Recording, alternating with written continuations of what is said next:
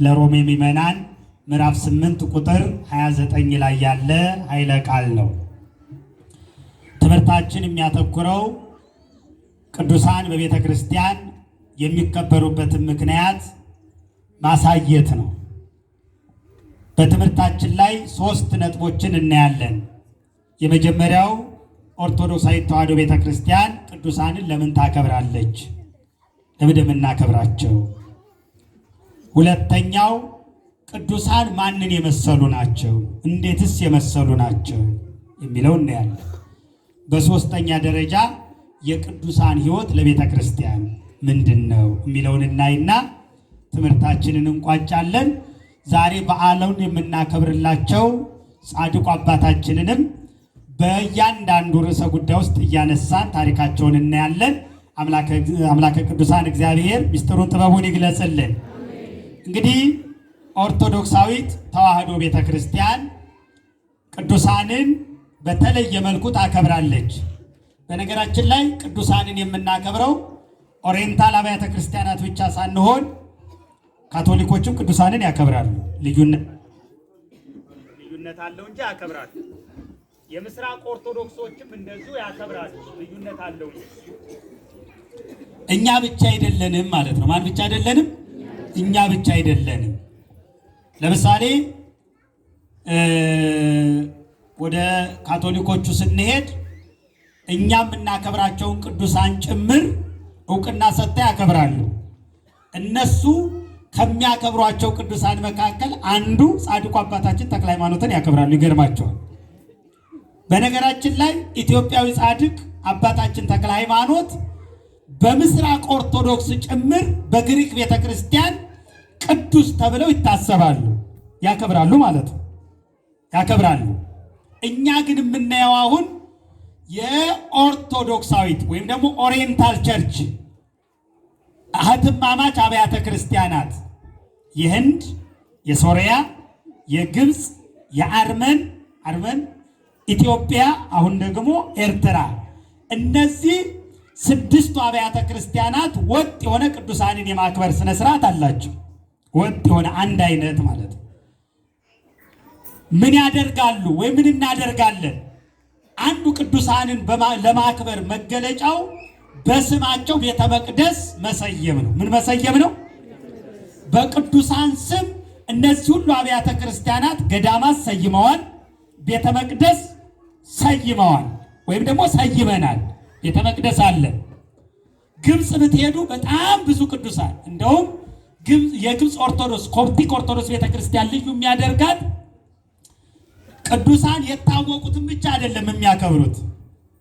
በባህር የጠለቁ በአሸዋ የወደቁ ሰው የማያውቃቸው ታሪካቸው ያልተጻፉ በጣም ብዙ ቅዱሳን አሉና ያልታወቁ ቅዱሳን የበዓላት ቀን ብለው ያከብራሉ። የምን አልኳችሁ? የሚደንቅ ስነ ስርዓት ነው። አያችሁ? ያልታወቁ ስማቸው፣ ታሪካቸው፣ ተጋድሏቸው፣ ዝናቸው በመጽሐፍ ተጽፎ ያልተላለፈልን ብለው ያከብራሉ። መጽሐፍ እንዲህ ይላል፣ ወበኀቤሰ ፈድፋደ ክቡራን አይርክትከ እግዚኦ ወፈድፋደ ጸኑም ቀደምቶም። መዝሙረኛው ዳዊት ወዳጆች በእኔ ዘንድ እጅግ የበዙ ናቸው ይላል። ምን ያሉ ናቸው? እጅግ ምን ያሉ ናቸው? ወዳጆች ቅዱሳን፣ ወዳጆች ጻድቃን፣ ወዳጆች ሰማዕታት፣ ወዳጆች መነኮሳት፣ ወዳጆች ሊቃውንት በእኔ ዘንድ እጅግ የበዙ ናቸው። እውሄልቆሙ መሆፃ ይበዙ፣ እንዳልቆጥራቸው ቆጥር ይሄን ያህል ናቸው ብዬ እንዳልወስናቸው ከአሸዋ ይልቅ ይበዛሉ። ከምን ይልቅ ይበዛሉ? ከቀደምቶቹ ይልቅ የኋለኞቹ ደግሞ ይበረታሉ። ወፈድፋደ ጸኑም ቀደምቶሙ፣ ከፊተኞቹ ይልቅ ከቀደምቶቹ ይልቅ የኋለኞቹ ይበዛሉ። ቤተ ክርስቲያን እስካለች ድረስ ቅዱሳን ከቤተ ክርስቲያን ስለማይጠፉ ማለት ነው። ቤተ ክርስቲያን እስካለች ድረስ ሁልጊዜ ቅዱሳን በቤተ ክርስቲያን ውስጥ ይኖራሉ። በየዘመናቱ የቅዱሳን ቁጥር፣ የቅዱሳን ተጋድሎ ከቤተ ክርስቲያን ጠፍቶ ያውቅ። ቤተ ክርስቲያን በዚህ ምድር እስከምትኖርበት ጊዜ ድረስ እኛም ማናውቃቸው እግዚአብሔር የሚያውቃቸው ቅዱሳን አሉ። ምኖች አሉ? ቅዱሳን አሉ። በመታየትም ባለመታየትም ቅዱሳን አሉ። ስለዚህ ቅዱሳንን ለምን እንደምናከብር የመጀመሪያው ቤተ መቅደሳቸውን በመስራት ገድላቸውን በመጻፍ ተጋድሏቸውን በቤተ ክርስቲያን ስንክሳር የሚባል መጽሐፍ አለ። ምን የሚባል አልኳችሁ? ስንክሳር ማለት የዓመቱን የ365ቱን ቀናት ቅዱሳን ያረፉበትን ታምራት ያደረጉበትን ተጋድሏቸውን የሚዘክር ቤተ ክርስቲያን ጠዋት ኪዳን ከተደረሰ በኋላ ለሚመናን የምታስተምረው የምታሰማው መጽሐፍ ነው። ሁለት ጠቀሜታ አለው። አንደኛው ጥቅሙ የስንክሳር አባቶቹን እንዲያውቅ ማስቻል ነው። ሁለተኛው ደግሞ ከነሱ በረከት መሳተፍ ነው። ምክንያቱም በእነሱ ላይ ስራ የሰራ እግዚአብሔር ነው። መንክር እግዚአብሔር በላይ ለቅዱሳን ይሁን። እግዚአብሔር በቅዱሳኑ ድንቅ ነው ይላል። በማን ድንቅ ነው? እግዚአብሔር በቅዱሳኑ ምንድን ነው? ድንቅ ነው። ድንቅ ስለሆነ በነገራችን ላይ እግዚአብሔር ስራን ሲሰራ በቅዱሳኑ ነው የሚሰራው። ኤርትራን ባህር ለመክፈል ሙሴን ነው የተጠቀመው አይደል እንዴ? ፀሐይን ለማቆም ኢያሱን ነው የተጠቀመው አይደለም እንዴ? ኢያሱን ነው የተጠቀመው። እሱ ሰው ለመሆን የተጠቀማት ማንን ነው? ንጽሕተ ንጹሐን ቅድስተ ቅዱሳን ክብርተ ክቡራን ድንግል ማርያምን ነው ሰው ለመሆን የተጠቀመው። ስራዎችን ሲሰራ በምን አድሮ ነው የሚሰራው? በማን አድሮ ነው የሚሰራው? በሰዎች አድሮ ነው የሚሰራው። ስለዚህ ገድላቸውን በመጻፍ በዓላቸውን በመሰየም ምናቸውን በመሰየም በፍትሐ ነገሥት አንቀጽ 19 ላይ ወኩሎሙ በዓላት በሚለው ርዕሰ ጉዳይ ላይ እንዲህ ይላል። የቅዱሳን በዓላት በእረፍት ቀናቸው እንዲታሰብ ተደንግጓል። በምን ቀናቸው?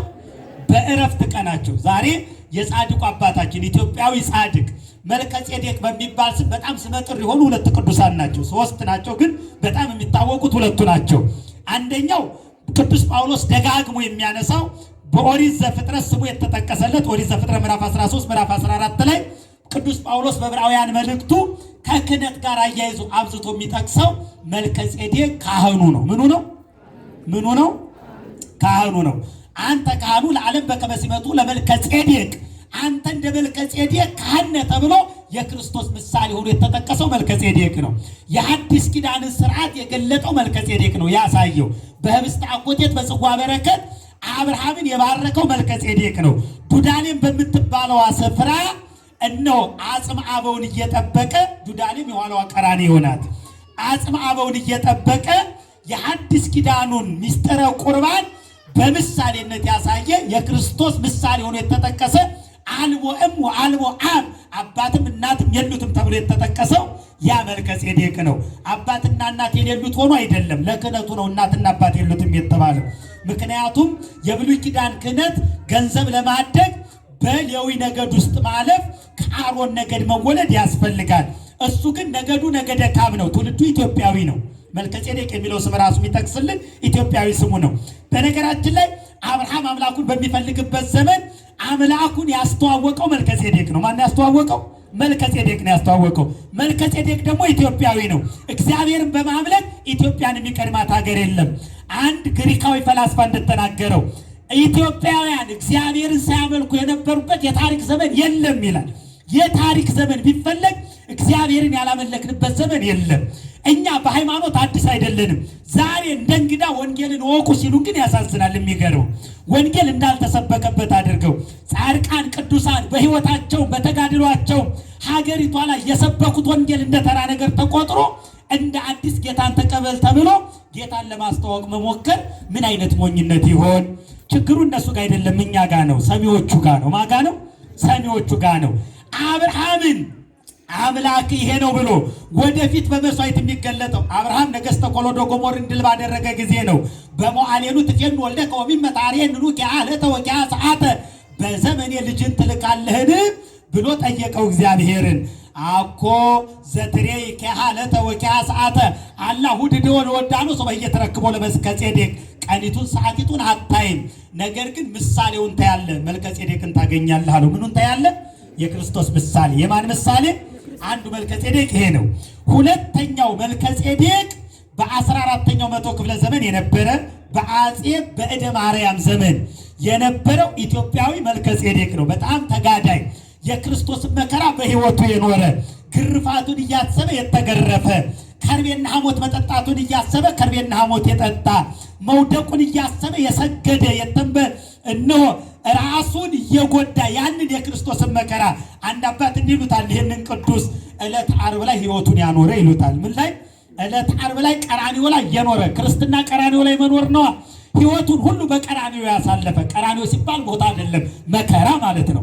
ይሄኛው ቅዱስ ነው። ዛሬ የቃል ኪዳኑ ታቦት የተሰየመለት እኛም ልናከብር የመጣ ነው። ይሄኛውን ሁለተኛውን ቅዱስ ኢትዮጵያዊ ቅዱስ ነው። በጎጃም ክፍለ ሀገር ደጋዳሞት በሚባል ልዩ ስፍራ የተወለደ ቅዱስ ነው። ሚስት ታይቶለት ዓለምን ንቆ የሄደ ምን ንቆ?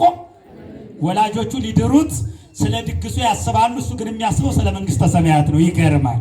እነሱም የሚጨነቁት የሚጠራው ማን ይጠራ፣ ሰርጉ በምን አይነት መልኩ ይሁን እያሉ ከከበሩ ሰዎች መካከል የከበረች ቆንጆ አይተውለት የሰርጉን ጉዳይ ሲጨነቁ፣ እሱ ግን አነ መራዊሁ ለክርስቶስ አለ፣ እኔ ክርስቶስ ሙሽራ ነኝ ብሎ ዓለምን ንቆት ሄደ። ምኑን ንቆ ሄደ? ይህ ቅዱስ ነው። የእነዚህን ቅዱሳን ገድላቸውን በመጻፍ በዓላቸውን በመሰየም ተጋድሏቸውን በመዘከር ስዕላቸውን በመሳል ቤተ ክርስቲያን ቅዱሳኑን ሁሉ ታስባለች። ምኑን ሁሉ ታስባለች? ምኑን ታስባለች? በነገራችን ላይ የቤተ ክርስቲያን ሕይወት የቅዱሳን ሕይወት ነው። የማን ሕይወት ነው? ቅዱስ ዮሐንስ አፈወርቅ እንዲህ ይላል፣ ቤተ ክርስቲያንን ስትመለከታት ከታች መሰረቷ የክርስቶስ ደም ነው። ግድግዳዋ የሰማዕታት አጥንት ነው። ጭቃው የተቦካው በሰማዕታት ደም ነው። ማገሩ የታሰረው በሰማዕታት ጅማት ነው ይላል። ስለዚህ ቤተ ክርስቲያን ራሱ የምትታየው በማን ሕይወት ውስጥ ነው? በቅዱሳን ሕይወት ውስጥ ነው። ያለ ቅዱሳን ሕይወት ቤተ ክርስቲያንን መረዳት አይቻልም። ይቻላል? በፍጹም አይቻልም። አይቻልም። ይህን መጨረሻው ላይ መጣበታለሁ። ነገር ግን እኛ በዓላቸውን ስናከብር፣ ገድላቸውን ስንሰማ ስናነብ፣ መልካቸውን ስንጸልይ ስናነብ፣ ስዕላቸውን ስንሳለም፣ በበዓላቸው ስንሰበሰብ አንዳንዶች እንደው እንዳላዋቂ እንደ ሞኝ እንዳልተማረ ከመጽሐፍ ቅዱስ ውጭ እንደሆንን አድርገው ይቆጥራሉ። መቼም አይፈረድባቸው ስላላወቁ። ምን ስላላወቁ? ያውቁታል። ክርስቶስንም አላወቁትም፣ አባቱንም ልጅንም አላወቁም። እና አይደል ያለው ቅዱስ ጳውሎስ? አላወቁም፣ አያውቁም። ለምን እንደሚከበሩ አያውቁም። እኛ ግን እናውቃለን። አውቀን የምናደርገው ተረድተን የምናደርገው። ለምንድን ነው የምናከብራቸው? 7 ነጥቦችን ባጭሩ ላንሳ። አንደኛ፣ ቅዱሳንን የምናከብረው የሚያከብራቸው እንደሚከብር የሚባርካቸው እንደሚባረክ እግዚአብሔር ቃል ኪዳን ስለሰጣቸው ነው። ምን ስለሰጣቸው ነው?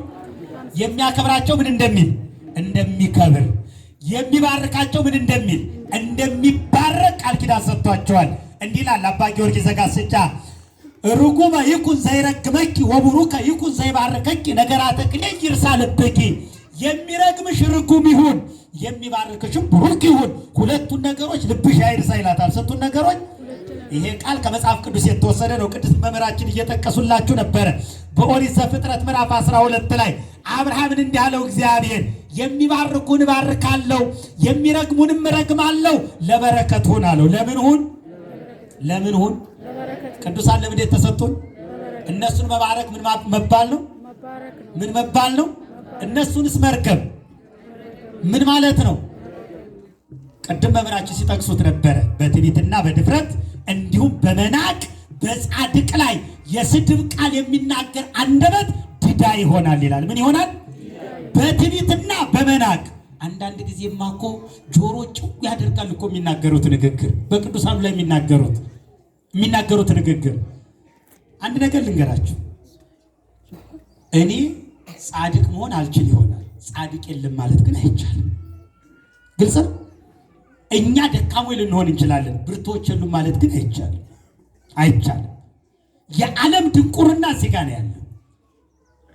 ባልበላውም ጭሬ ልበትነው አይነት እኔ መኖር ስላልቻልኩ። በነገራችን ላይ በይበልጥ መናፍቁ ዓለም ቆብ በቀደደ ዋሻ ለቆ በወጣ 2 ሴት ባገባ ስለተመሰረተ ጉዳዩ ሁሉ ምንድነው ማለት ነው? መልካም የሆነውን መንቀፍ ነው። መስራቹ እንደዚህ ነው የመሰረተው። ቆቡን ቀዶ ነው ምንኩስና ልሳካ ብሎት። ይሄ ብቻ ቢበቃው ምን አለ? 2 ሴት አግብቶ ነው የመሰረተው። ከዚህ ምንም መልካም ነገር አይጠብቅ። ከመስራቹ ነው። ከምኑ ነው? ከምንጩ አይደለም። ከምንጩ የደፈረሰ ውሃ ዝቅ ብሎ ይጠራል። በዛው ምን እንዳለ ነው የሚቀጥለው? እንደደፈረሰ ነው የሚቀጥለው። እንደደፈረሰ ነው። ቅዱሳንን አክብሮ የተዋረደ ማንም የለም። አለ አለ የለም። ቅዱሳንን ከፍ አድርጎ የተዋረደ የለም። የሚባርኩን ምን እላለሁ አለ? እባርካለሁ። የሚረግሙን ምን እላለሁ አለ? እረግማለሁ አለ። ሁለተኛ በቤቱና በቅጽሩ ውስጥ የማይጠፋ የዘላለም ስም ስለሰጣቸው በእግዚአብሔር ቤት ውስጥ ገድላቸው እየተነበበ ታምራቸው እየተነገረ በጠበላቸው እየተፈወስን በተጋድሏቸው እየተባረክን በቃል ኪዳናቸው እየተጎበኘን እንኖራለን። በቤቱና በቅጽሩ ውስጥ ምን ስለሰጣቸው? የማይጠፋ የዘላለም ስም። የሚገርመው ይሄ ጊዜያዊ ስም አይደለም። በትንቢተ ኢሳይያስ ምዕራፍ 56 ቁጥር 3 ጀምረን ስንመለከት እንዲህ ይላል፣ ወደ እግዚአብሔር የተጠጋ መጻተኛ እኔ ደረቅ ዛፍ ነኝ አይበል። ሰንበቴን ለሚጠብቁ ደስ የሚያሰኘኝንም ነገር ለሚመርጡ በቤቴና በቅጽሬ ውስጥ የማይጠፋ የዘላለም ስም እሰጣቸዋለሁ ይላል። የምን ስም? ምንም አይል ምንም አይል። ይገርማል። ጻድቁ መልከጼዴቅ የዛሬ 600 ዓመት ገደማ ነው እዚህ ምድር ላይ የነበሩት። ስማቸው ግን ዛሬ ምን ይላል? ይጠራል። ምን ይላል? በምን ስለተጻፈ? በአምደ ወርቅ ስሙ ጽሑፍ ይላሉ ሊቃውንቱ። በአምደ ወርቁ ላይ ስሙ ስለተጻፈ ነው። በእግዚአብሔር ቤት ስለተጻፈ ተጋድሏቸው ዛሬ እንዳሉ ሆኖ ይነገራል። ለምን? በማይጠፋው ስምህ ከሕያው ዘኢይመውት ስምህ አይሞትም ለዘላለም ሕያው ነው ተብሎ እንደተነገረ በማይጠፋው ቤት ስማቸው ታትሟላ። እንዲህ ይላል ይቀጥልና፣ ከወንድና ከሴት ልጆች በላይ የሚያስጠራ ስም። ከወንድና ከሴት የእኛ ልጆች ስም ቢያስጠሩ ለልጅ ልጅ ነው፣ ከዚያ በኋላ ይረሳል። እነሱ ግን ለዘመናት ነው፣ ለዘመናት ነው። የዛሬ 2000 ዓመት የነበሩ ቅዱሳን በቤተ ክርስቲያን ይታሰባሉ። በእውነተኛው አምድ ላይ ስለተጻፉ ማለት ነው። ስለተጻፉ ከወንድና ከሴት ልጆች ወደ ጸሎት ቤቴ ማምጥቼ በጸሎት ቤቴ ደስ አሰኛቸዋለሁ። በምን ቤቴ? በምን ቤቴ? ይሄ ቤቴ ማን ነው? የእግዚአብሔር ቤት አይደለም? ቤቴ የሰብ የተጸሎት ተሰም ወአንተሙ ሰረሰይክሙ ቤተ ሰረቅ ቶፈያል ቤት የአሕዛብ ሁሉ የጸሎት ቤት ትባላለች ተብሎ እንደተነገረ ወደ ጸሎት ቤት ቤተ ክርስቲያን የጸሎት ቤት ናት። በፍትሐ ነገሥት አንቀጽ 1 ላይ ቤተ ክርስቲያን ሰብ ቤተ ጸሎት ኢቲ ወአኮ ቤተ ነገር፣ ቤተ ክርስቲያን የጸሎት ቤት ናት እንጂ የነገር ቤት አይደለችም ይላል። የምን ቤት አይደለችም? አዎ መነጋገሪያ አይደለችም። አያችሁ፣ መጸለያ ናት። ምን ማለት ናት? ምስዓል ወመስቀል ወምስተስራይ ኃጢአት ይላታል ቅዱስ ያሬድ። መለመኛ፣ መስገጃ፣ የኃጢአት ስርየት ማግኛ ናት ይላል ቤተ ክርስቲያንን። ምስዓል ናት፣ መለመኛ ናት፣ መስገጃ ናት። የምንሰግደው በእሷ ነው። ወንሰግድ ሀበ ቆመ እግረ እግዚእነ፣ የጌታችን እግር በቆመበት ስፍራ እንሰግዳለን ይላል ዳዊት። የጌታችን እግር ደግሞ የቆመባት ስፍራ ቤተ ክርስቲያን ናት። ማናት? ወምስተስራይ ኃጢአት፣ ኃጢአት የሚሰረይባት። ምን የሚሰረይባት? ኃጢአት የምሰረይባት። ስርየት ኃጢአት አግኝተን ከበደላችን ታጥበን ነጽተን ጸርተን ንጹሕ ሆነን የምንመለስባት ቤተ ክርስቲያን ናት። ወደ ጸሎት ቤት ያምጥቼ በጸሎት ቤት ምን አሰኛቸዋለሁ አለ? ደስ አሰኛቸዋለሁ አለ። ምን አሰኛቸዋለሁ? አዎ የጌታው ደስታ ይህች ናት። እንዲህ ይላል፣ ኦ ገብርኄር ዘበሁር ምእመነ ኮንከ ዲበ ብዙ ሰይመከ በውስተ ፍሥሓሁ ለእግዚእከ። አንተ ቸር አገልጋይ በጥቂቱ የታመን ወደ ጌታ ተድላ ደስታ ግባ። ወደ ማን ደስታ ግባ? የጌታ ተድላ ደስታ። አንደኛው የእግዚአብሔር የደስታው ቤት ማናት? ቤተ ክርስቲያን ናት። ሁለተኛው የጌታ ደስታ መንግስተ ሰማያት ናት። ቅድም ሊቃውንቱ ሲወርቡት እንደነበረ ወተቀበሉ ወመላእክቱ አብቦ ኢየሩሳሌም ሰማያዊት እያሉ እነሆ ወደ ሰማያዊት ኢየሩሳሌም አስገቡት ብለው እንደተናገሩ የጌታ ደስታው እሷ ናት። ወደዚያ ስለዚህ ራሱ እግዚአብሔር በጸሎት ቤቱ እንዲታሰቡ ስማቸው እንዲጠራ ዝክራቸው እንዲደረግ ማን ፈቀደ? ማን ፈቀደ? እግዚአብሔር ያከበረውን ሰው ሊያዋርድ ይችላል? በነገራችን ላይ አንድ ነገር ልንገራቸው። ቅዱሳንን ምንም ያክል ብናከብራቸው እግዚአብሔር ካከበራቸው በላይ አናከብራቸው። ከሱ በላይ እናከብራቸዋለን? እናከብራቸዋለን? እንዲህ እሱ እኮ ወዳጆቼ ብሎ ኋላ እንመጣበታለን። እንዴት አድርጎ ክብር እንዴት አድርጎ እንደሰጣቸው። አሁን አንድ ተራ ሰው ተነስቶ ቅዱሳንን ቢሳደብ የሆነ ነገር ከቅዱሱ ላይ የሚቀነስበት ነገር አለ? አንዱ ተነስቶ ድንግል ማርያምን ከፍ ዝቅ አድርጎ ቢናገር ከድንግል ማርያም የሚቀነስባት ነገር አለ? እሷ ዘወትር የአምላክ እናት ናት አይደለ? ከጻድቁ መልከጼዴቅ የሚቀነስበት ነገር አለ? የለም። ጌታው አክብሮታል። በገድሉ እኮ እንደምናነበው እንደምናነበው ቅዱስ ከዕለታት አንድ ቀን ደብረ ሊባኖስ እያለ ጻድቁ እንግዲህ ከተወለደበት አካባቢ ለቆ ከሄደ በኋላ ወደ አቡነ አሮን ገዳም ነው ሄደው። ወደ እነ ሄደው ወደ አቡነ አሮን ገዳም ምንኩስናን የተለማመደው ሕይወትን የተለማመደው ቅዱሱ ከአቡነ አሮን ነው። ከአቡነ አሮን ተነስቶ ወደ ደብረ ሊባኖስ ሄደ። ደብረ ሊባኖስ 7 ዓመት ተቀመጠ። ተጋድሎ ጽናቱን ቅድስናውን የተመለከቱ መናኞች በሱ እጅ መባረክ ፈለጉ ይላል። ምን ማለት በፈለጉ? መባረክ ፈለጉ። ካህን ሁንልን አሉት፣ ተሾምልን አሉት። በፍጹም እኔ ካህን አልሆንም ኃጢአተኛ ነኝ አለ። ምንድነው? የሚገርም እኮ ነው። እኛስ ብንሆን በዚህ ዘመንስ የዚህ ዘመን አገልጋዮች ራሳችን እንድናይ ነው። በዚህ ገድል ውስጥ ራሳችን እንድናይ እኔ ኃጢአተኛ ነኝ አለ። ኋላ ክርስቶስ ተገለጠና እሺ በላቸው አለው። ምን በላቸው? ካህንም ሆነው እሺ ምላቸው እግዚአብሔር ይፍታ ያልኩት ሁሉ ከኃጢአት ነፃ የሚሆን ከሆነ ነው። የምናገረው ቃል ሁሉ ስርየተ ኃጢአት የሚያሰጥ ከሆነ ነው። የባረኩት ሁሉ ብሩክ የሚሆን ከሆነ ነው። እግዚአብሔር ይፍታ ያልኩት ሁሉ የተፈታ የሚሆን ከሆነ ነው። ይህንን ካደረክልኝ ካህን ሆናለሁ፣ ይህን ካላደረክልኝ ግን ካህን አልሆንም አለ። አቤት ከእግዚአብሔር ጋር መከራከር አይገርምም? የሚደንቁ እኮ ናቸው ቅዱሳን፣ የሚገርሙ እኮ ናቸው ቅዱሳን። ምን አለው መሰላችሁ? መድኃኔዓለም የቸርነት አምላክ የፍቅር አባት እንዲህ አለው፣ ወዳጄ መልከ ጼዴቅ ሆይ ያልከው ያሰብከው የተመኘው ሁሉ ይሁንልህ። እግዚአብሔር ይፍታ ያልከው ሁሉ ይፈታ፣ ንጻ ያልከው ሁሉ ይንጻ፣ ቅዱሱን ያልከው ሁሉ ይቀደስ፣ የባረከው ሁሉ ብሩክ ይሁንልህ አለው። ክብር ለአምላካችን ይሁን፣ ብሩክ ይሁንልህ። እያችሁ ምንኛ መታደል ነው በመልከ ጼዴቅ መባረክ! እውነት ምንኛ መባረክ ነው በዚህ ቅዱስ መጎብኘት። ዛሬም እኮ እየባረከን ነው። ምን እያለን ነው?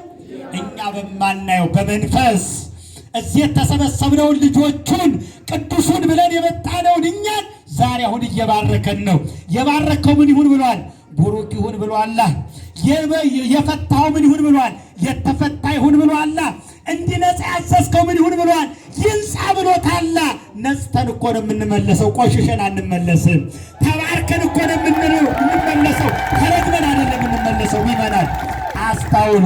ይህንን የመሰለ በቅዱስ መጽሐፍ ቃል ኪዳን ስለተሰጣቸው በቤቱና በቅጽሩ ውስጥ ሶስተኛ በረከትን ሁሉ በቅዱሳን ራስ ላይ ስላደረገ መታሰቢያቸውም ለዘላለም ስለሆነ እናከብራቸዋለን። በመጽሐፈ ምሳሌ ምዕራፍ 10 ቁጥር 6 ላይ በረከት ላይ ለርዕሰ ጻድቅ፣ በረከት በጻድቅ ራስ ላይ ናት ይላል። በምን ራስ ላይ ናት? በምን ራስ ላይ ናት? በእነሱ ራስ ላይ በረከት አለ። ሲወለዱ ሲጀመር ለበረከት ነው የሚወለዱት። በዚህ በመጽሐፈ ምሳሌ ምዕራፍ 11 ቁጥር 19 ላይ ጻድቅ ይትወለድ ለሕይወት ወልደት ኃጥእሰ ለሞት፣ ጻድቅ ለሕይወት ይወለዳል፣ የኃጢአተኛ መወለድ ግን ለሞት ነው ይላል። ጻድቅ ለምን ይወለዳል? ለምን ይወለዳል? ለሕይወት። የሚገርም እኮ ነው። ጻድቃን ሲጀመር የተወለዱት ለምንድን ነው? ለሕይወት ነው። አርኩከም ከርሰምከ ወዘንበለ ተጻይመርኩከ፣ ገና በእናትህ ማኅፀን ሳለህ አወቅኩ መረጥኩ ይላል። ስለዚህ በረከትን ሁሉ በእነሱ ላይ ስላኖረ ነው። ሶስተኛው ቅዱሳንን የምናከብረው የምንማጸናቸው፣ ለምኑልን የምንላቸው ከኛ ይልቅ እነሱ ለእግዚአብሔር ቅርብ ስለሆኑ ልመናቸውን ስለሚቀበል ነው። ምናቸውን ስለሚቀበል ነው? ምናቸውን ስለሚቀበል። የሚገርመው ሁልጊዜ እግዚአብሔር ዓይኖች የሚያዩት ጻድቃንን ነው። ሁልጊዜ እግዚአብሔር ጆሮች የሚሰሙት የቅዱሳኑን ጸሎት ነው። መዝሙረኛው ዳዊት እንዲህ ይላል፣ አዕይንቱ ለእግዚአብሔር ሀበ ጻድቃኑ ወእዝኑ ሀበ ስእለቶሙ።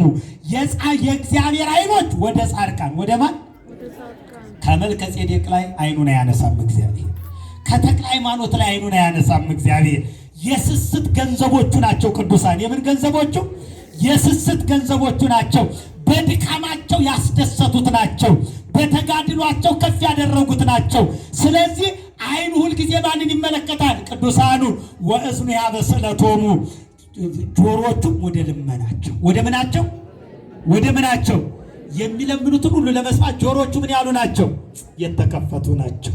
ከኛ ጸሎት ይልቅ የእነሱን ጸሎት ይቀበላል ብለን ስለምናምን በኦሪት ዘፍጥረት ምዕራፍ 20 ላይ አንድ የተቀመጠ ታሪክ አለ። ስለ አብርሃምና ስለ አቤሜሌክ የተቀመጠ ታሪክ ነው። አቤሜሌክ የአብርሃምን ሚስት ሳራን ወሰዳት፣ ሚስት ሊያደርጋት።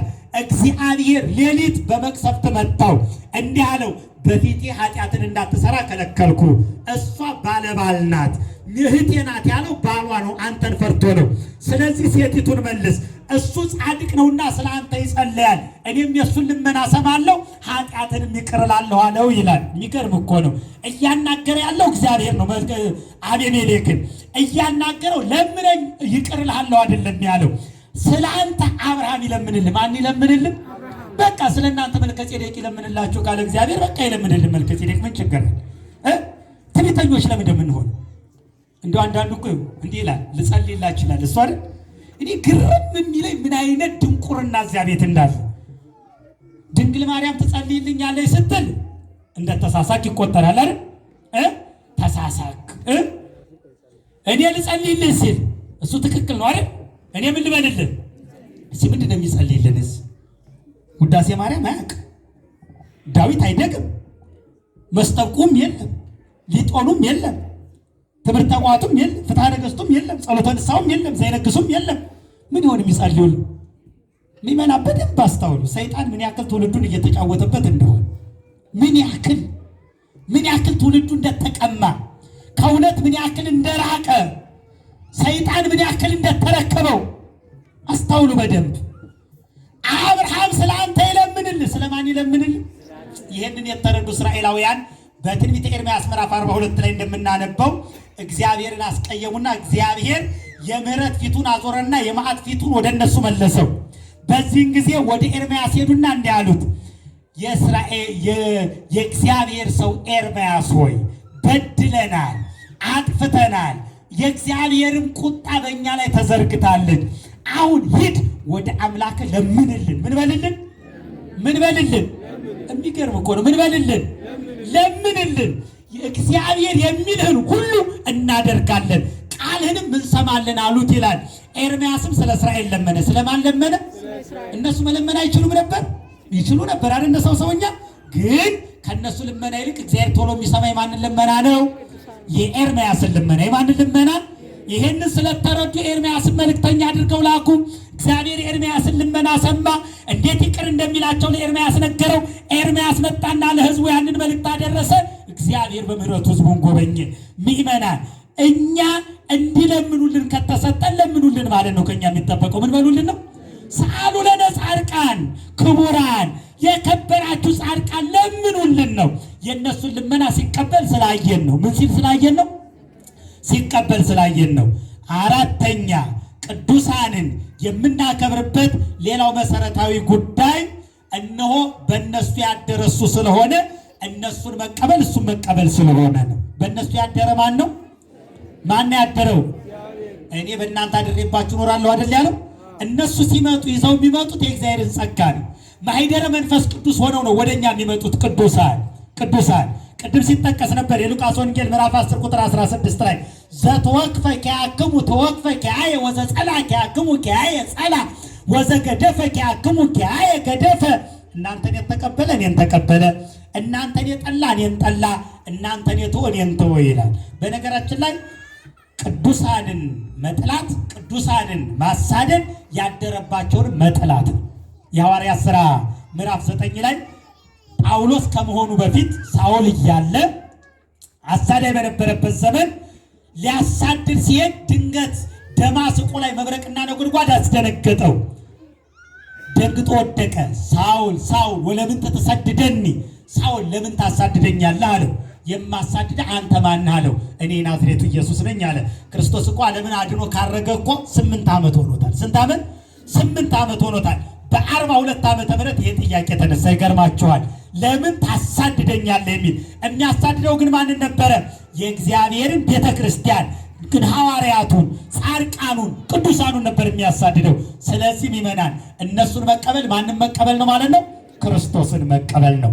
አምስተኛው ቅዱሳንን የምናከብርበት ዋናው ጉዳይ እነሆ ቅዱሳንን የምናከብርበት ሌላው ጉዳይ በእነሱ ስም ቀዝቃዛ ውሃ የሰጠ እንኳ ቢኖር ዋጋ ስለማያጣ ነው። ምን ስለማያጣ ነው? ምን ስለማያጣ። ዛሬ አሁን መቼም ስትመጡ ባዶ እጃችሁን አልመጣችሁ ማለት ወይ ጧፍ ወይ ዕጣን ወይ ዘቢብ ወይ መገበሪያ፣ ከዚያ ጋር ተያይዞ ደግሞ በር ላይ ስለ ጻድቁ ለሚሉት ደግሞ ድቃቂ ሳንቲም። ቅዱስ ባስልዮስ ዘቂሳርያ እንዲህ ይላል፣ ጽድቅን ለሚፈልጉ እግዚአብሔር ጽድቅን በርካሽ ዋጋ በእላቂ ልብስ በድቃቂ ሳንቲም በቁራሽ እንጀራ ሸጠው ይላል። በምን ሸጠው? በርካሽ እኮ ነው። ይገርማችሁ፣ በርካሽ ጽደቁ ተባለ። በቁራሽ እንጀራ በእላቂ ልብስ በድቃቂ ሳንቲም ጽድቅን ሸጠው። እዚያ በር ላይ ስለ ጻድቁ ብለው ለለመኑ ስንሰጥ ጽድቅን እየገዛን ነው። ምንን እየገዛን ነው? ግን አንዳንድ ጊዜ ደግሞ በጣም አማላይ ንግግር እስኪናገሩ ደግሞ የሚለምኑ ሰዎችን እንጠብቃለን አይደለም? ቅዱስ ዮሐንስ አፈወርቅ እንዲህ ይላል፣ እነሆ አቶ ገርጥቶ እርቃኑን ሆኖ የሚለምን አንተ ጨካኝ ስለሆንክ ነው፣ ልብህን ለማራራት ነው። አንተ ጨካኝ ባትሆን ኖሮ እንዳንተ ለብሶ ርቦኛል ብሎ ይጠይቅህ ነበር ይላል። እንደማ ለብሶ አሁን እንደው ሸክ አድርጎ ለብሶ ቢለምን እንዴ ሰርቶ አይበላም እንዴ? አይደለም የምንለው? ኧረ ምን አይነት ነው አይደለም የምንለው? ለለመነ ሁሉ ስጥ ይላል። ግን መጽሐፍ ምን በል ይላል? ነገሩ የዚህ ዘመን ለማይ ሲመቸው ይሰርቃል፣ ሳይመቸው ይለምናል። አሁን ችግር ነው። በይበልጥ ከተሞች አካባቢ ያለው ፈተና ከባድ እና በቅዱሳኑ ስም የምናደርገው ስጦታ ቅዱስ ጳውሎስ እንዲህ ይላል፣ ለቅዱሳኑ ያሳያችሁትን ፍቅር እግዚአብሔር ይዘነጋ ዘንድ አመፀኛ አይደለም ይላል። ለቅዱሳኑ ያደረጋችሁትን ነገር ያሳያችሁትን ፍቅር ያወጣችሁትን ነገር ይዘነጋ ዘንድ እግዚአብሔር ምን አይደለም? አመፀኛ አይደለም። አያችሁ፣ ለቅዱሳኑ ያደረግነውን ለቅዱሳኑ የሰጠነውን ክብር በቅዱሳኑ ስም ያስደረግነውን ዝክር መታሰቢያ እግዚአብሔር አይዘነጋውም። ማን አይዘነጋውም? የማቴዎስ ወንጌል ምዕራፍ 10 ቁጥር 42 ላይ በደቀ መዝሙሬ ስም ቀዝቃዛ ውሃ ያጠጣ እንኳ ቢኖር ዋጋውን አያጣም ይላል። ምኑን አያጣም? ዋጋውን አያጣም። ሌላው ቅዱሳንን የምናከብርበት ከዚህ ተዋውቀን አጠገባቸው በሚገባ በፍቅር ለማረፍ ነው። በነገራችን ላይ የእግዚአብሔር መንግስት የቅዱሳን መንግስት ናት። የማን መንግስት ናት? ይኸው እንዲህ ነው የጠቀሳት ቅዱስ ጳውሎስ በዕብራውያን ምዕራፍ 12 ቁጥር 22 ላይ ወደ ሰማያዊት ኢየሩሳሌም ወደ ጽዮን ከተማ ደርሳችኋል። ወዴት ደርሳችኋል? ወደ ጽዮን ከተማ ትጉሃን መላእክት የበኩራት ማህበር ቡሩካን ጻድቃን ወዳሉባት ይላል። ትጉሃን መላእክት ተግተው የሚጸልዩ የበኩራት ማህበር ሰማዕታት ቡሩካን ጻድቃን እነ መልከጼዴቅ ወዳሉበት ምን ሆናችኋል? ደርሳችኋል። አያችሁ፣ ሄደን የምንሰበሰበው እነሱ ጋር ነው። አባቶቻችን ሙታንን ሲሸኙ አንድ የሚጸልዩ ድንቅ ጸሎት አለ አይደለም? የገሌን ነፍስ በአብርሃም በይስሐቅ በያዕቆብ አጠገብ ያኑርልን። በማን አጠገብ? በማን በአብርሃም በይስሐቅ በያዕቆብ። ይህን ሲባል ዝም ብሎ ልብ ወለድ የሚመስለዋል። በመጽሐፍ ቅዱስ ቃል በቃል የተቀመጠ ነው። የማቴዎስ ወንጌል ምዕራፍ 8 ቁጥር 13 ላይ ብዙኃን ይመጹም ምስራቅ ወምዕራብ ወሰሜን ወደቡብ ወይረፍቁ ውስተ ጽንዐ አብርሃም ይስሐቅ ወያዕቆብ ወለደቂቀ መንግሥትሰ የዋጽኦሙ አፋ። ብዙዎች ከምስራቅ ከምዕራብ ከሰሜን ከደቡብ ይመጣሉ፣ በአብርሃም በይስሐቅ በያዕቆብ አጠገብ ይቀመጣሉ። በማን አጠገብ ሄደን የምንቀመጠው? በቅዱሳን አጠገብ። ዛሬ ቅዱሳንን የሚረግም ታዲያ ማን አጠገብ ሊቀመጥ ነው? ያው እዚያው ወዳጁ ጋር ነው፣ ያው ዲያብሎስ ጋር። ሌላ ጋይት ይሆናል። ተሳዳቢ ማጋን የሚሆነው የዘንዱ አፍ ነው አይደለ? ስድብ እዚያው ነው። በቃ ሌላ አድራሻ የለውም። አድራሻው የት ነው ከተባለ መንግስተ ሰማያት የቅዱሳን አድራሻ ናት። ቅዱሳንን ደግሞ የሚጠላና የሚነቅፍ ከሆነ የት ነው የሚሆነው ማለት ነው? ለሰይጣንና ለመልእክተኞቹ ወደ ተዘጋጀው ወደ ዘላለም ኩነኔ። በቃ አያውቃቸውማ። በዚህ በሉቃስ ወንጌል ምዕራፍ 16 ቁጥር 19 ጀምረን ስንመለከት አንድ ታሪክ እናገኛለን። የታሪኮቹ ባለቤቶች 3 ሰዎች ናቸው። አብርሃም፣ ነዌና አልዓዛር ናቸው። ታሪኩን ታውቁታላችሁ። አብርሃም ቀድሞ ያረፈ ነው። ይሄ ታሪክ እውነተኛ ታሪክ ነው፣ ምሳሌ አይደለም። ምን አይደለም? ምሳሌ አይደለም፣ እውነተኛ የተከናወነ ታሪክ ነው። አብርሃም ቀድሞ ያረፈ ነው። አልዓዛር በዚህ ምድር ላይ መከራውን በልቶ የኖረ ሰው ነው። ነዌ ደግሞ በዚህ ምድር ላይ በቅንጦት የኖረ ልብስ የሚያቀያይር ምግብ የሚያማርጥ በምቾት የኖረ ነው። በዘመኑ ቋንቋ ዘናጭ የሚባል ነው። ምን የሚባል ነው? ዘናጭ፣ ሲዘንጥ የኖረ ነው። ሀብታም ነው፣ ሁሉ የተረፈለት ነው። ውሎ ከቤት ውሎ ከሞት አይቀርምና አልዓዛር ሞተ። መላእክት ነፍሱን ወስደው በአብርሃም እቅፍ አኖሩት ይላል። በማን እቅፍ ያኖሩት?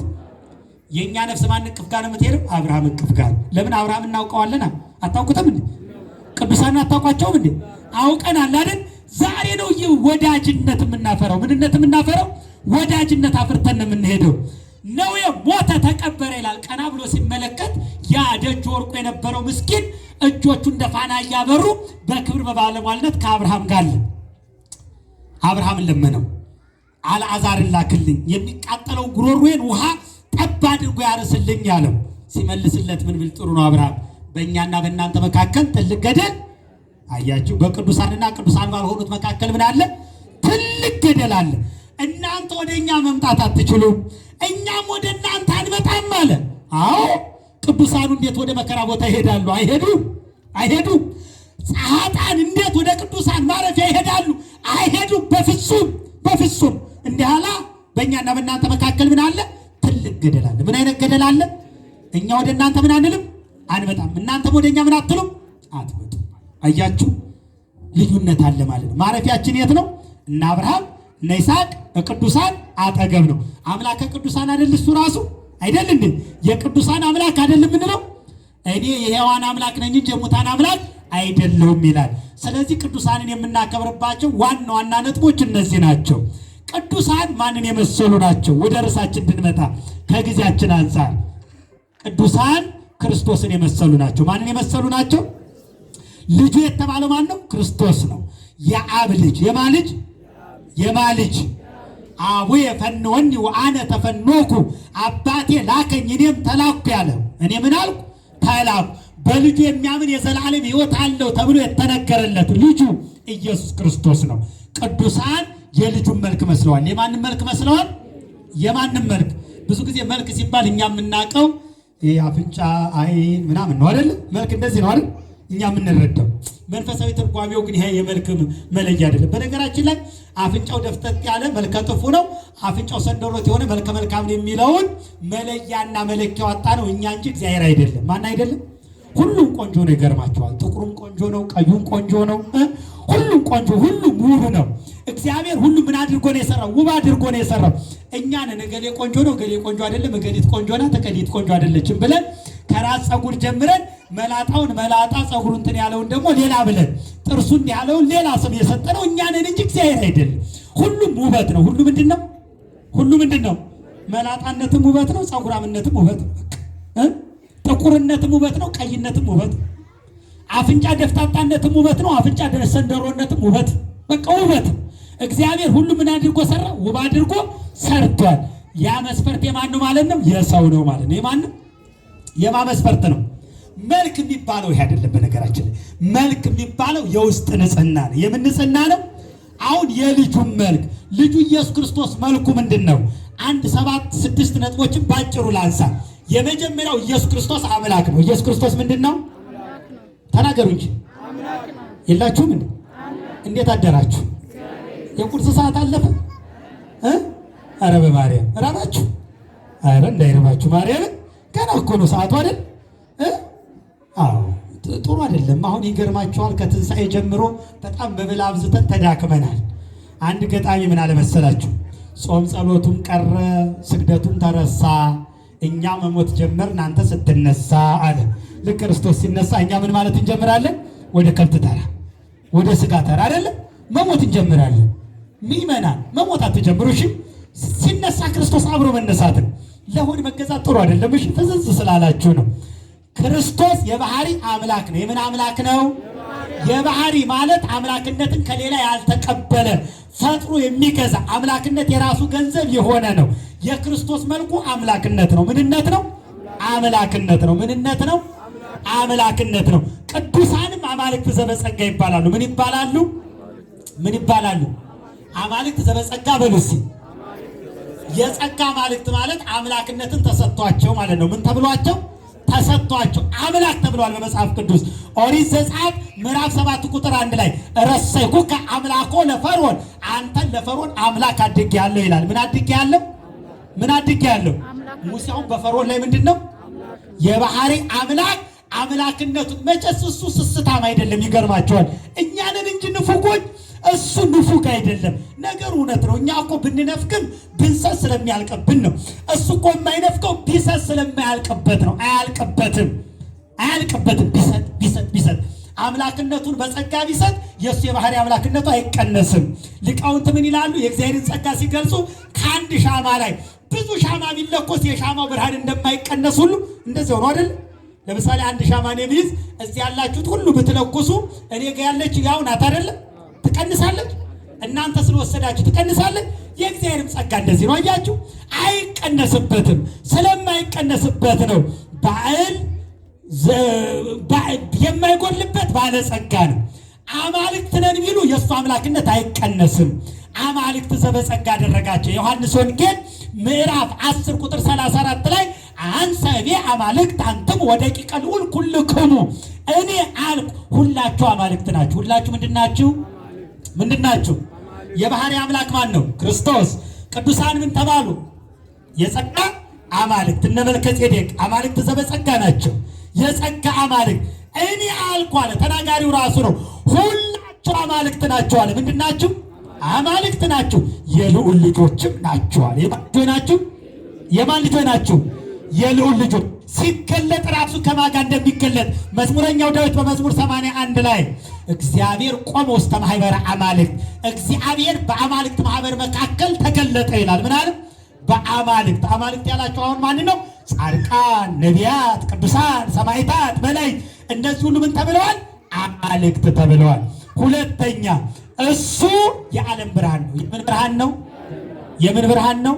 የዮሐንስ ወንጌል ምዕራፍ 8 ቁጥር 12 ላይ አነ ውእቱ ብርሃኑ ለዓለም፣ እኔ የዓለም ብርሃን ነኝ ይላል። የምን ብርሃን?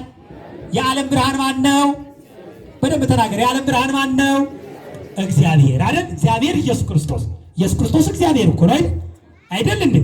ነው እኮ እግዚአብሔር እኮ ነው። እሱ አምላክ እኮ ነው። እሱ በአባቱ ፈቃድ ወረደ፣ በማርያም ዘንድ እንግዳ ሆነ፣ በንጹህ ድንግልና እግዚአብሔር ተወለደ ይላል ቅዱስ ዲዮስቆሮስ። በንጹህ ድንግልና ማን ተወለደ? ማን ተወለደ? እግዚአብሔር ተወለደ። ማን ተወለደ? ማን ተወለደ? ቅዱስ ቆጵርያኖስ ይላል ዛሬ ኑ ልዩ ልደትና ክብር፣ ኑ ትርጓሜ ያጣንለትን በዓልና ክብር፣ ኑ ድንቅ ልደት በድንቅ ልደት እንታደም። ይህም ልደት የአምላክ ልደት ነው። ይህም ልደት የእግዚአብሔር ልደት ነው። እነሆ ልደቱን የምናከብርለት ተራ ሰው አይደለም፣ እግዚአብሔር ነው ይላል። ማን ነው? ማን ነው ይላል? እግዚአብሔር ነው። የሞተ የተነሳው ማን ነው? እግዚአብሔር ነው። ወተንሳ እግዚአብሔር ከመዘነቅ አምነዋ፣ ከእንቅልፍ እንደሚነቃ ምን አለ? ተነሳ አለ። ወዳገወይን አለ። ስካር እንደተወ እኮ ነው። ወከመ ኃያል ወዳገወይን፣ ስካሩ እንደተወ ኃይለኛ ተስፈንጥሮ ተነሳ አለ። እሱማ እግዚአብሔር እግዚአብሔር ነው። ስለዚህ እግዚአብሔር ኢየሱስ ክርስቶስ፣ እስቲ በሉ እግዚአብሔር በሉስ፣ ኢየሱስ ክርስቶስ አማኑኤል መድኃኔ ዓለም እግዚአብሔር ማን ነው? እሱ እግዚአብሔር አለ። ይሄን እኮ ነው ችግሩ። ይኸውላችሁ እዚህ ጋር አሁን እነሱ ኢየሱስ ክርስቶስን እግዚአብሔር ለማለት ይጎመሰሳቸዋል። እናንተ እንደምታዘጋጁት ዳጣ ያስነጠሳቸዋል። ይገርማቸው አያውቁትማ፣ አያውቁትም። እኔ የዓለም ብርሃን ነኝ አለ። የምን ብርሃን ነኝ አለ? የምን ብርሃን ነኝ አለ? እናንተም የዓለም ብርሃን ናችሁ አለ። የማቴዎስ ወንጌል ምዕራፍ 5 ቁጥር 14 ላይ አንተም ውእቱ ብርሃኑ ለዓለም፣ እናንተ የዓለም ብርሃን ናችሁ ይላል። የምን ብርሃን ናችሁ? የዓለም ብርሃን መጀመሪያ ማን ነው? እግዚአብሔር። ሁለተኛ ደግሞ የዓለም ብርሃን ማን ናቸው? ቅዱሳን። ማን የሰጣቸው የዓለም ብርሃን እንደሆኑ? ራሱ ባለቤቱ። አይ ተሳስተሃል ክርስቶስ፣ እንደው እዚች ላይስ ጥሩ አላደረክም። ለምንድን ነው የአንተን የዓለም ብርሃንነት ለእነሱ የሰጠው ማለት ይቻላል? ይቻላል። እግዚአብሔርን መክሰስ ይቻላል? መውቀስስ ይቻላል? እሱ በነገሮች ሁሉ አይሳሳትም። አልቦ ዘይብሎ ምን ተገበርከ ዘንታ ሰነይከ ወዘንታ አይሰብከ ይላል አባ ጊዮርጊስ ዘጋስጫ።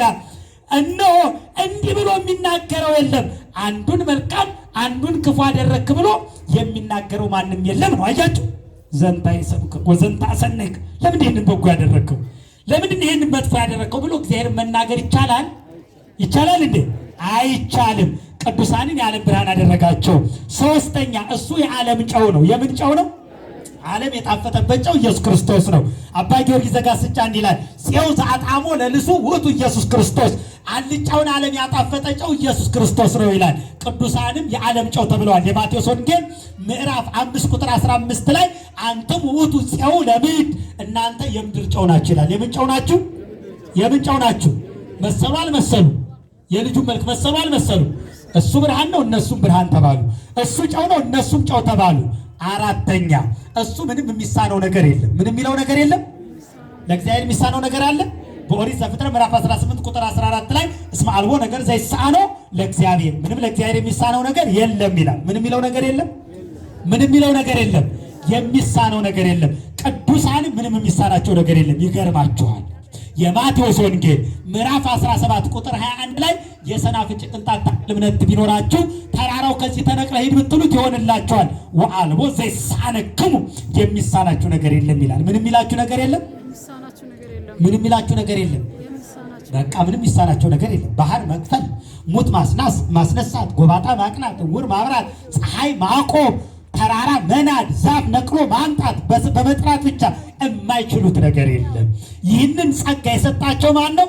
የሁላችን አባት፣ የሁላችን ጌታ፣ የሁላችን አምላክ፣ የሁላችን ንጉሥ መድኃኔ ዓለም ክርስቶስ ነው። ይህን ስልጣን የሰጣቸው ለምን ሰጠህ ይባላል? አይከሰስም። ምን አይልም? አይከሰስም። አምስተኛ ልክ እንደ ክርስቶስ የሰሩ ናቸው። እንደማን የሰሩ ናቸው? እንደ ክርስቶስ የሰሩ እንደ ክርስቶስ የሚሰሩ ናቸው። የዮሐንስ ወንጌል ምዕራፍ 14 ቁጥር 12 ላይ ዘአምን በዘአነ ግብር ይገብር ወዘአቢ ምኔው ይገብር፣ በእኔ የሚያምን ቢኖር እኔ የምሰራውን ስራ ይሰራል ይላል። ምን ይሰራል? ማንም የሚሰራውን የልጁን መልክ መምሰል ማለት ነው። አያችሁ፣ እኔ የምሰራውን ስራ ይሰራል። የሚደንቅ ይሄም ብቻ ብሎ አላበቃም፣ ከእኔ በላይ ይሰራል። ይሄ ቃል በእውነት ግሩም ቃል። ከማ በላይ? ከእግዚአብሔር በላይ መስራት። አቤት የእግዚአብሔር እኮ ስጦታው! አይሰስት፣ አያልቅበት፣ አይጎርልበት፣ አይቀነስበት። ከእኔ በላይ አለ። ሊቃውንቴን ሲተረጉሙ እንዲህ አሉ። ከእኔ በላይ ሲል አሉ የመጀመሪያው ፍጡር ሆነው ፈጣሪ የሚያደርገውን ታምር ማድረግ ለደካማ ባህሪያቸው። ለምን ባህሪያቸው? ለደካማ ባህሪያቸው። ለምሳሌ ለታማሚ ባህሪያቸው ሕሙማንን መፈወስ፣ ለሟቲ ባህሪያቸው ሙታንን ማስነሳት ድንቅ ነውና ከኔ በላይ ያሰኘ አሉ። አንዱ ይሄ ነው። ሁለተኛው ክርስቶስ ታምራት ያደረገው 3 ዓመት ከ3 ወር ነው። እነሱ ግን ታምር የሚያደርጉት ምንድነው? ብዙ ዘመናት ነው። አያችሁ፣ አይቋረጥም። ምን አይልም? እስከ ዓለም ፍጻሜ ድረስ ከእናንተ ጋር ነኝ አይደል? ከእናንተ ጋር ነኝ ነው። ቅዱስ ሄሬኔዎስ ከዚህ ላቅ ያለ ትርጓሜ ያመጣል። ምሳሌ አምጥቶ የክርስቶስ ልብስ 12 ዓመት ደም ሲፈሳት የነበረችውን ሴት ደሟን ጸጥ አድርጓል። ጸጥ ሲያደርግ ግን አካሉ ላይ እያለ ነው። የቅዱስ ጳውሎስ ልብስ ከአካሉ ተቆርጦ ሄዶ ድውይ ፈወሰ፣ ከኔ በላይ ያለ አለ። አያችሁ፣ የክርስቶስ ልብስ የት እያለ ነው የፈወሰው? አካሉ ላይ እያለ ነው። የጳውሎስ ልብስ ተቆርጦ ሄዶ ነው ከኔ በላይ ያሰኘ። ይሄ የሚያስረዳው እነሱ ከሱ ይበልጣሉ ማለት ሳይሆን የእግዚአብሔር ስጦታ እስከምን ድረስ ነው ነው። አያችሁ፣ ምን ያክል ለቅዱሳኑ ምን ያላደረገላቸው ነገር አለ። የስስት ልጆቹ አይደሉም? በአይነ ምሕረቱ ሁልጊዜ የሚጎበኛቸው በሚያደርጉት ተጋድሎ ሽልማትን እየሰጠ ጸጋውን የሚያበዛላቸው ናቸው ቅዱሳን። ስለዚህ የልጁን መልክ ይመስሉ ዘንድ መሰሉ አልመሰሉ? መሰሉ አልመሰሉ? መሰሉ። እሱን መሰሉ አልመሰሉ? መስለዋል። ቅዱሳን ሁሉ ይህንን የመሰሉ ናቸው። ሚመናን የልጁን መልክ ይመስሉ ዘንድ የቅዱሳን ሕይወት ለቤተ ክርስቲያን አንደኛ፣ ያለ ቅዱሳን ሕይወት ቤተ ክርስቲያን መረዳት አይቻልም። ይቻላል? ይቻላል እንዴ? አይቻልም። ለምን ቢባል ቤተ ክርስቲያንን ሲመሰርታት በአንተ መሰረትነት ላይ ምንን መሰረታታለሁ ነው ያለው? ቤተ ክርስቲያንን አይደል? አንተ ኮኮ ዲበዛቲ ኮኮ አንጻ ለቤተ ክርስቲያን ወበከ መራወተ ዘመንግስተ ሰማያት ወአናቅጸ ሲሆን እኒ ይክኑ ነሲቶታ ወአንቀልቅሎታ ወአማስኖታ። አንተ አለት መሰረት ነህ። በአንተ አለትነት በአንተ መሰረትነት ላይ ቤተ ክርስቲያንን እሰራታለሁ። የሲኦል ደጆች መናፍቃን፣ የሲኦል ደጆች ከሃዲያን፣ የሲኦል ደጆች አማንያን፣ የሲኦል ደጆች አጋንንት ሰራዊት ሊያናውጧት ሊያፈርሷት አይችሉም ማለት። በማን ላይ ነው የተሰራችው? በቅዱሳን ሕይወት ነው። አያችሁ፣ ቅዱሳን የሌሏት ቤተ ክርስቲያን እኮ ቤተ ክርስቲያን አትሆንም። ትሆናለች ትሆናለች እንዴ? ቤተ ክርስቲያን እኮ ራሱ ጉባኤ ቅዱሳን ናት አይደለም? ማን ናት? ጉባኤ ቅዱሳን። ክርስቶስ ራስ ሲሆን አካል የሆነች አይደል እንዴ? አካል ማን ናቸው? ቅዱሳን። ራስ ብቻውን እኮ አይደለም ቤተ ክርስቲያን የሚሰኘው፣ አካል ጭምር ነው። ምን ጭምር ነው? አካል ጭምር ነው። ስለዚህ ቤተ ቅዱስ ያለ ቅዱሳን ሕይወት ቤተ ክርስቲያን መረዳት አይቻልም።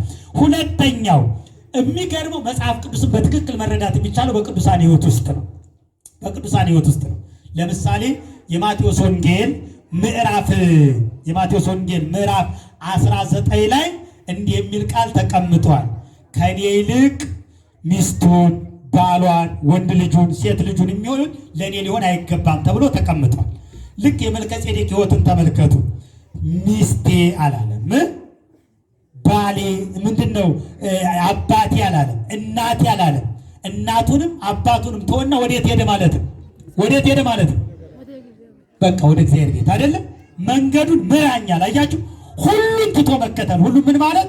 ኩሎ አደግን ወተሎናከ፣ ሁሉን ትተን ተከተልን። ሁሉን ትተው ነው የተከተሉት። ይገርማል። ይሄ ቅዱስ ሁሉን ትቶ ተከተለ። ማንም ብቻ መጠጊያ አድርጎ አሁን ሁሉን መተው።